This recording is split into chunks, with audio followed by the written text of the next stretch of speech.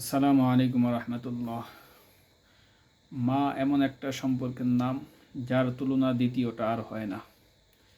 মা অতুলনীয়। মায়ের সঙ্গে কারো তুলনা হয় না। বিশ্বাস না হয় হাসান জামিল সাহেবের এই বক্তব্যটা শুনে দেখো। কোন সন্তান যদি বাবা মার আগে ইন্তেকাল করে তো বাবা তো সন্তানের লাশের পেছনে পেছনে যেতে পারে, বাবা তো সন্তানের কবরেও নামতে পারে। বলে কেন, বাবার কলিজায় কি দরদ মায়া নাই, ভালোবাসা নাই? বলে আছে। বাবাও চিৎকার করে করে কাঁদবেন, বাবাও বুক চাপড়াবেন, কিন্তু বাবাকে আল্লাহ ওই শক্তি দিয়েছেন সন্তানকে দাফন করে বাবা উপরে ওঠার মতো ক্ষমতা রাখেন। কিন্তু কোন মায়ের জন্য সন্তানের লাশের পেছনে যাওয়া চলবে না, কোন মায়ের জন্য সন্তানের কবরে নামা চলবে না। কেন?